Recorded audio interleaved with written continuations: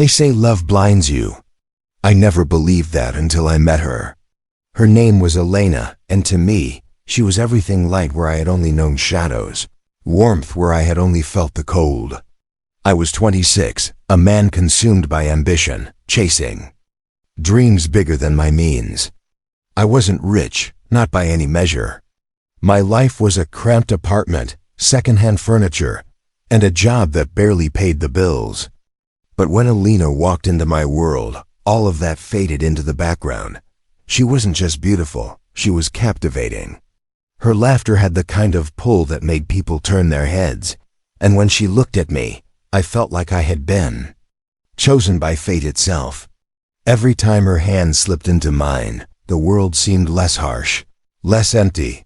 I believed her when she said I was her only one. I believed her when she whispered, "Forever." I believed her when she looked at me with those wide, trusting eyes and swore she couldn't live without me. But love, I've learned, is a clever magician. It distracts you with the sparkle of one hand while the other hides the blade. It started small. Phone call she took in another room. Text messages she swiped away before I could glance at them. She said it was work or family or some meaningless excuse, and I let myself believe her, because I wanted to. Because the alternative that she was lying would have shattered me. I noticed the perfume on her clothes one night. Not hers, something stronger, muskier. A man's cologne. My throat tightened, my chest burned. But when I asked, she laughed softly, cupped my face in her hands, and said, "Baby, don't be silly. It must have been from the office." And I believed her, because the truth is, love makes liars of us.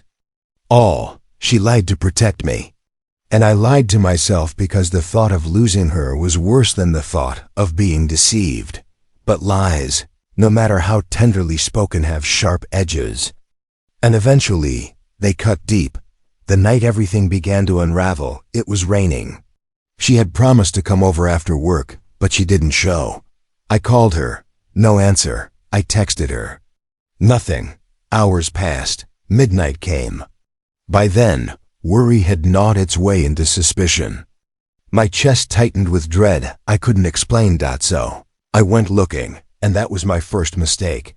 I found her car parked outside a dimly lit restaurant on the edge of town. It wasn't the kind of place she'd usually go too far, too hidden, too private. My stomach twisted. I told myself I was being paranoid, that maybe she was meeting a friend, maybe she wanted to surprise me.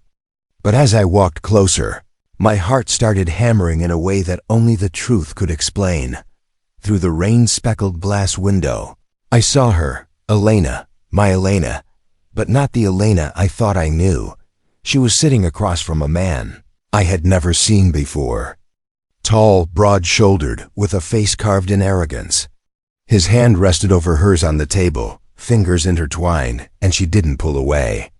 She smiled that smile, the same one she gave me on nights she whispered promises into my ear. For a moment, I couldn't breathe. My body froze, my mind split between rage and disbelief. I wanted to storm in, demand answers, tear her hand from his. But I didn't. I stood there, soaked in the rain, watching her betray me with every glance, every touch, every lie she had told rewritten before my eyes. I don't know how long I stood there, seconds, minutes. It felt like a lifetime when she finally left, laughing softly as he held the door for her. I followed. She didn't see me. Her world was wrapped up in his. She climbed into his car, and they drove off together, leaving me behind in the rain with nothing but the shards of the love I thought we had. That night I didn't sleep. Her words haunted me, replaying in my head. "You're my only one. I could never leave you. Forever." Every syllable now tasted like poison. The next day, she came over as if nothing had happened. She hugged me, kissed me, and her perfume lingered like a ghost I couldn't escape. She talked about work, about dinner, about plans for the weekend. And I just stared at her, wondering how someone could lie so beautifully, so convincingly, and still smile. I didn't confront her, not then. I wanted to. God, I wanted to. but there was a cruel curiosity inside me. I needed to know how far her lies went, how deep her betrayal ran. So I played along. I held her, kissed her back, whispered, "I love you," while every nerve in my body screamed in pain. Days turned into weeks. I followed her sometimes, always in the shadows. And every time I saw him, the other man, they met in secret, away from the life we had built. She told me she was busy, and then I'd watch her laugh in his arms, the truth tearing me apart piece by piece. I realized something then. She did love me. In her own twisted way, she loved me enough to lie, enough to pretend, enough to build a fantasy where I was her forever, but not enough to stay. The night I finally confronted her, she cried. She begged.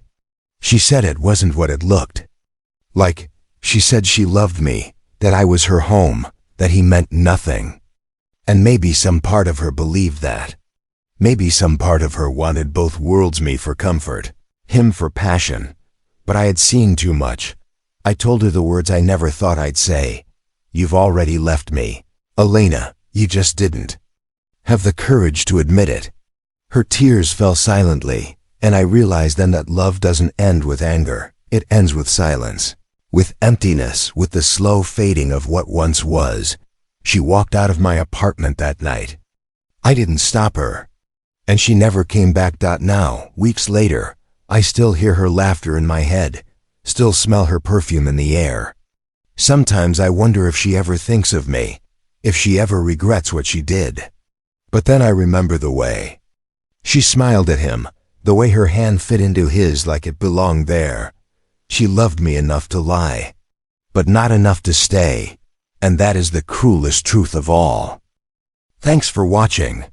If you enjoyed this video, make sure to hit that like button, subscribe to the channel, and turn on notifications so you never miss an upload. Drop your thoughts in the comments below. I'd love to hear from you. Until next time, take care and stay inspired.